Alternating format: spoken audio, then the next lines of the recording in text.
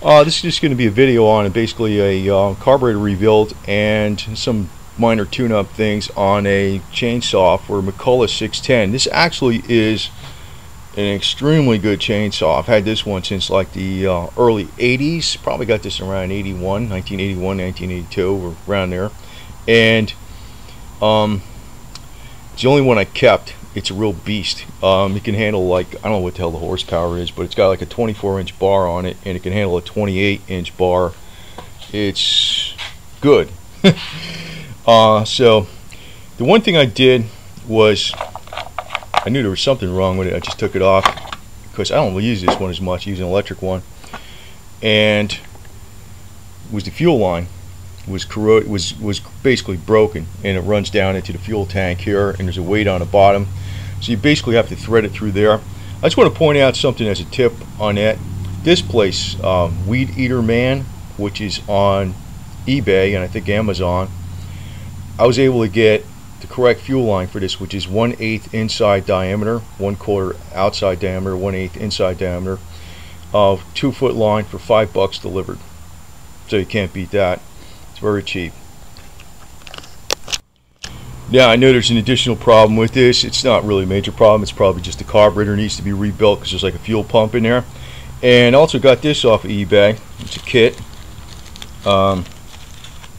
That's the number D10HDB. And it's the OEM kit for the carburetor, which has the fuel pump in it. It was from LC Power in Hopkinsville, Kentucky. Only $7.76 delivered, so very cheap. So very minor repair. I'm gonna say one thing. I use a chainsaw quite often. Not really well, maybe not every day or nothing, but what I do is I use this electric one a lot, and because it's easy, you just grab it, and even if you're away from something, I can use a 1200 watt inverter, and it works with that. And I'm just gonna point out some little tip here real quick. This little saw kicks ass. Its chain's a little loose on it right now, but it kicks ass, and it's got the pole saw attachment to it. I don't even take this off when I go ahead and use it, even close-up logs. But the way I found to really keep this blade alive a lot longer is I'll use the oil pan that you drain motor oil into. I'll just dunk this whole blade into it, and then you know, make sure, you know, it's pointed away from you. Just hit the trigger, and you know, it lubricates everything, and it cools down the bar.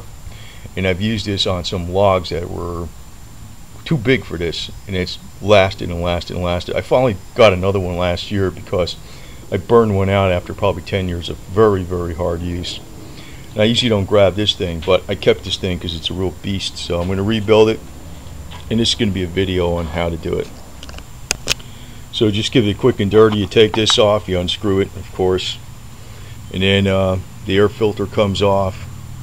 Then you have to slide off the fuel line, which goes right over here. Right, it's on there tight.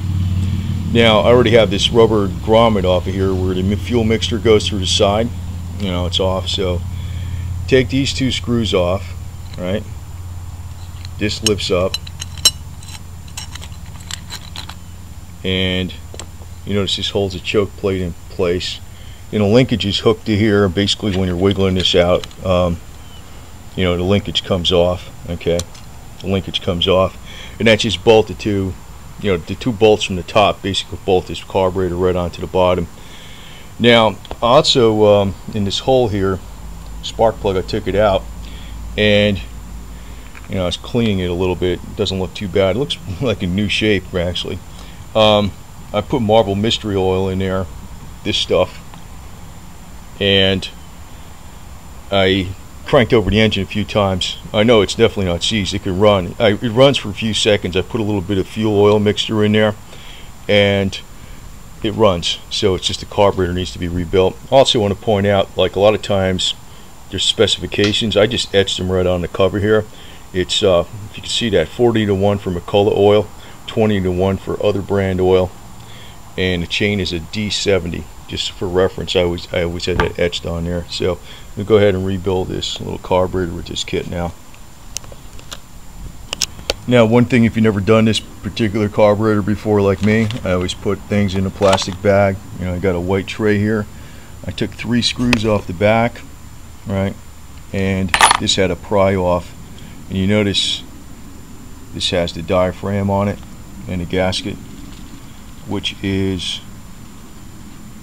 this replacement part right here, and there's the gasket that goes underneath it. So I'm going to change that out, but it looks like part of the problem, there's some gummed up gas here on the bottom, so this just needs to be cleaned out, and that's it.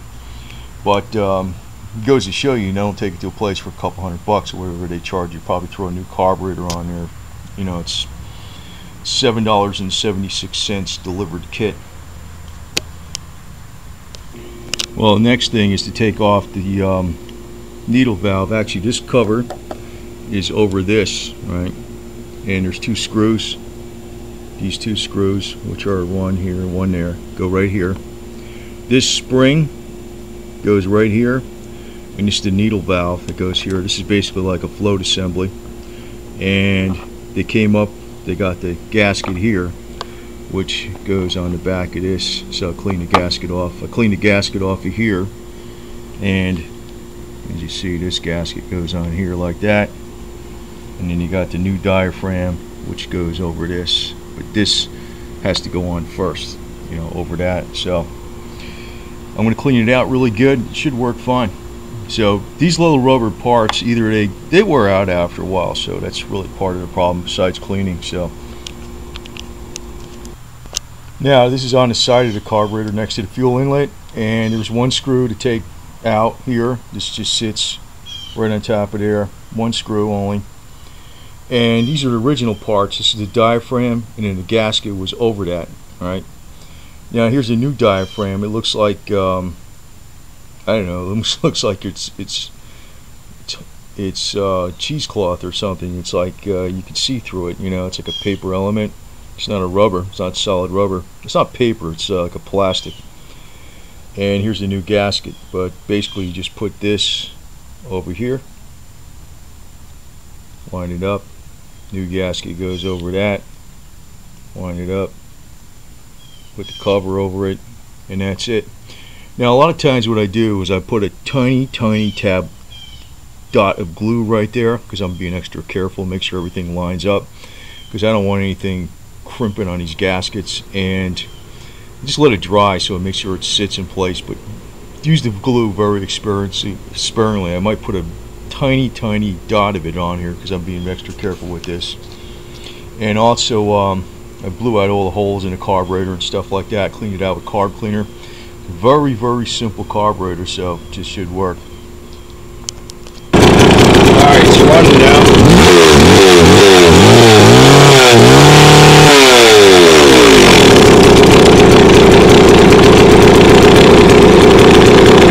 So the switch is right over here. It shuts it off, so it's good. It probably just needs a little bit of an adjustment, but that's about it. It works fine after, let's see, 1982 to 2012. That's 30 years. So that's quite a long time. This is a kick-ass model. I've seen that a lot of people keep these around because it's powerful as all hell. It's pretty cool. If you got a lot of wood to cut up north, I'd recommend you get one of these things used because they kick ass.